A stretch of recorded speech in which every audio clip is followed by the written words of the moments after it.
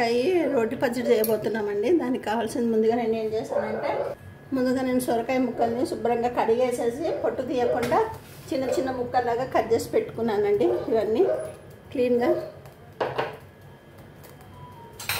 అలాగే దాంట్లో పోపుకు కావాల్సిన వస్తువులు ఎండుమిర్చి, కొత్తిమీర, పచ్చిమిరపకాయలు, చిన్న ఉసిరికాయ అంత చింతపండు, ఒక 1/2 టేబుల్ స్పూన్ ఇంగువ, ఒక 1/4 టేబుల్ స్పూన్ మెంతులు, ఒక 1 టేబుల్ స్పూన్ వచ్చి మినపప్పు, ఒక 1 టేబుల్ స్పూన్ వచ్చి ఆవాలు. పోపు రెడీ చేసేసుకుందాం కదండి. ముందుగా నేను నూనె వేసేసానండి. ఇందులో ముందుగా మెంతులు వేస్తున్నాండి, మినపప్పు, ఇవన్నీ కొంచెం బాగా వేగనివ్వాలండి. ఎండుమిరపకాయలు వేసేయాలి. నేను 7 ఎండుమిరపకాయలు తీసుకున్నానండి. ఎర్రగా ఉన్నాయి, ఉప్పు కారం లేవు, మీరు చెప్పగలేవు, నార్మల్గా ఉన్నాయి కాబట్టి 7 సరిపోతాయి. ఒక 4 పచ్చిమిరపకాయలు కూడా వేస్తున్నాను.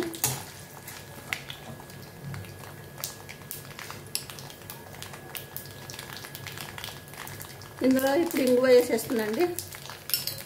మంట తగ్గించుకోవాలి, ఇంగువ మాడిపోకుండా.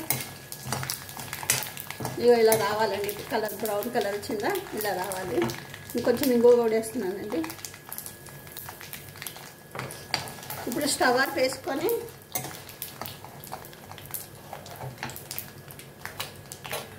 ఈ పచ్చిమిరపకాయలు వేసేయాలి. వేసేసి ఒక 2 నిమిషాలు ఉంచేసి తీసేసేయాలండి. ఎందుకంటే అడుగు నుంచి పోపంతా మాడిపోకుండా.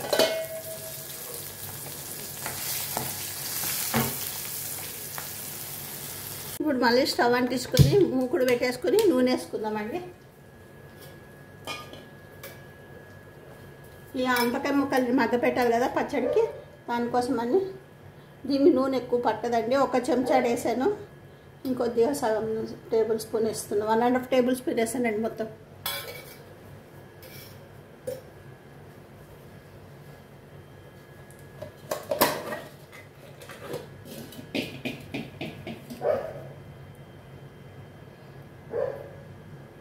ఇందులో ఇప్పుడు నూనెగా అయిపోయిందండి. ఇందులో తరిగి పెట్టుకున్న మన ఆనపకాయ ముక్కలు, దీని సొరకాయని కూడా అంటారు తెలంగాణలో. నేను ఆనపకాయ ముక్కలు వేసేస్తున్నానండి.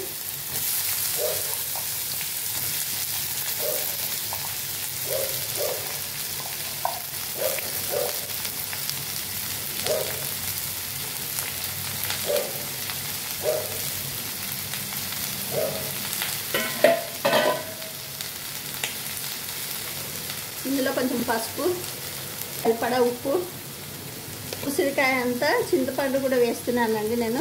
సేమ్ కొబ్బరి పచ్చడిలాగా చేసుకోవాలి దీన్ని. ఇప్పుడు దీని మీద కొద్దిగా నీళ్ళు జల్లేసేసి చిన్న పొయ్యి మీద మార్చేసుకుంటానండి. నేను దీని మీద వేరే ఐటెం పెడదామనుకున్నాను. మూత పెట్టేసుకుని పక్క పొయ్యి మీద మార్చేసుకుంటాను. ఇప్పుడు సొరకాయ పచ్చడిలో మీకు చెప్పాను కదండి, పోపు వేయించుకోవాలని. పోపు వేయించుకున్నాను. ఆ పోపు, ఇందులో వేయించిన పోపును ఎండుమిరపకాయలు వేసి మిక్సీ పట్టేస్తున్నా ఫస్ట్.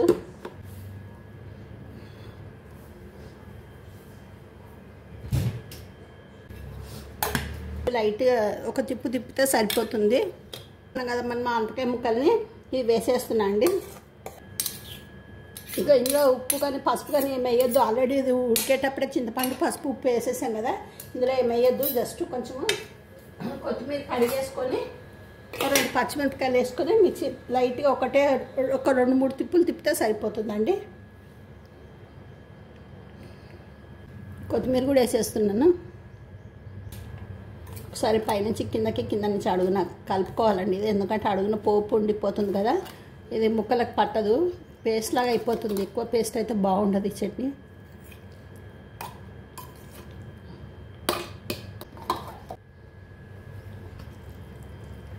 ఇక చూసారా, సేమ్ కొబ్బరికాయ పచ్చడి, మామిడికాయ కొబ్బరికాయ చేసుకుంటామే అలా వచ్చింది చూడండి కలర్.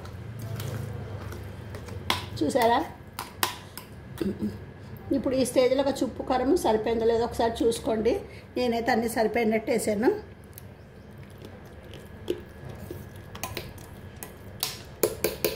మళ్ళీ ఒక తిప్పుకోవాలండి దీన్ని.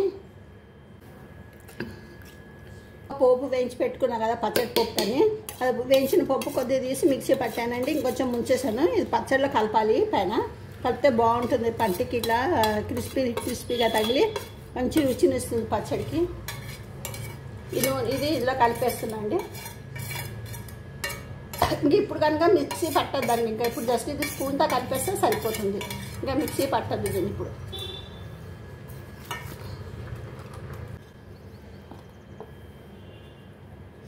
ఇంతేనండి.